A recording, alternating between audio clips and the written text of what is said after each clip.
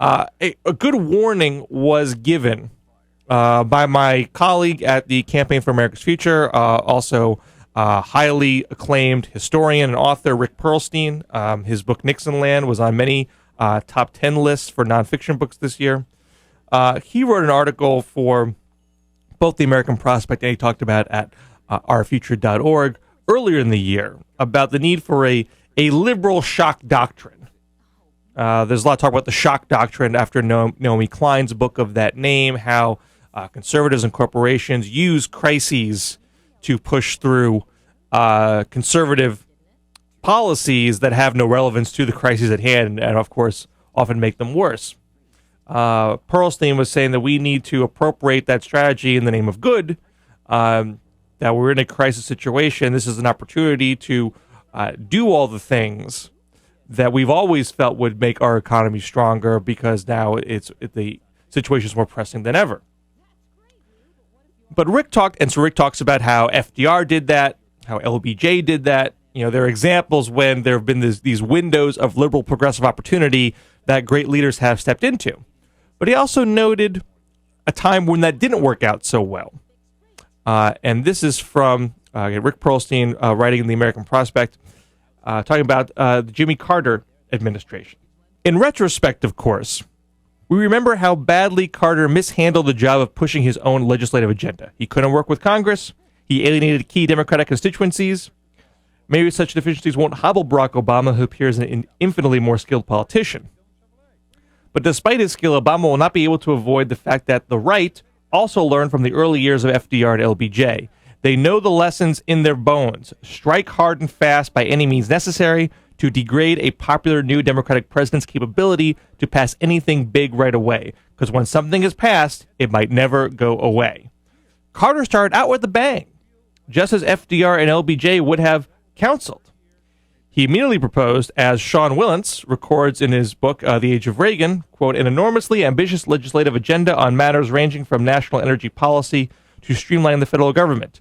He demanded and received emergency authorization to deregulate natural gas prices, then handed down unconditional amnesty for draft evaders and weathered the storm and enhanced his reputation for decisiveness and independence, unquote. Shades of bold strokes of Roosevelt's first 100 days. Through April, Carter's approval rating was 75%. Oh, Sean Wilentz concludes, quote, for the moment, it looked as if the country had found the leader it had been searching for since Richard Nixon's downfall, unquote. And it also looked as if that something big might happen before circumstances slammed shut the window of opportunity. The energy program, an effort Carter announced as the moral equivalent of war, passed the House comfortably in April. But by the end of the year, the Senate eliminated it with extreme prejudice. Partly, again, it was Carter's poor political skill. It also had plenty to do with the fact that the Republicans managed to destroy Carter's public goodwill in his first year as president. I'm reading from Rick Perlstein's A Liberal Shock Doctrine at the American Prospect. A literary assassin played an outsized role in this project. Former Nixon operative William Safire was ensconced in the New York Times op-ed page. Sloppy record-keeping and a sort of petty favoritism endemic to provincial banking had brought Carter's close friend and budget director Burt Lance, a former banker in Georgia, before a Senate subcommittee for minor questioning.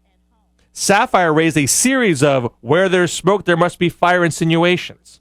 He hinted at the Teamsters Central States Pension Fund, which the Labor Department says corruptly bankrolls Las Vegas mobsters, Safire helpfully reminded readers.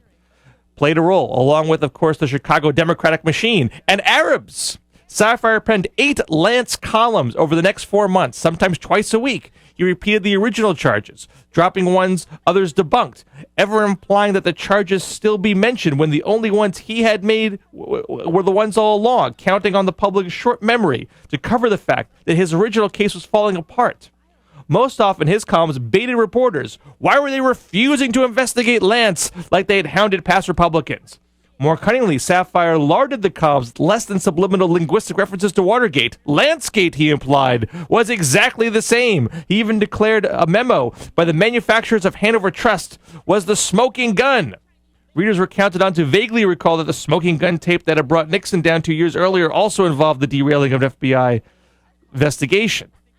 It worked, at least where it counted, in the court of political cartoons. The Washington Post editorial cartoonist Herblock gave Carter a Checkers Award after the infamous Cocker Spaniel Richard Nixon used to save his hide in the famous 1952 speech. Syndicated columnist Pat Oliphant went with a more straightforward depiction of Carter as Nixon. Stonewall it, they're out to get us. Lance resigned. The Justice Department handed down indictments. Even though Lance was eventually completely exonerated, the damage was done. Carter, like Obama, had run as a different kind of Democrat, pure, unsullied. So saboteurs like Safar had a clear challenge. Prove that Carter was just another impure politician, if even on the shadiest of pretext. That is Rick Perlstein from the Liberal Shock Doctrine at the American Prospect. You are seeing the right try to do this with the Illinois governor scandal, even though there is no evidence that Obama has anything to do with this. They're trying to stoke the fires, make the insinuations, even on the slimmest of strands. He's not answering questions because this prosecutor asked him not to just yet. That's what they're going to do. They try to deplete that political capital early. So far, not working. 82% approval in the midst of all of this. An enormous amount of goodwill. We'll talk a little bit more on the other side of the break. What we can expect is going to happen once the rubber hits the road on the policy front, and what challenges that you and I can help Obama help our nation overcome. This is Bill Scher for the Liberal Oasis radio show on WHMP, News, Information, and the Arts. Hope you're enjoying your holiday break. Back after this break.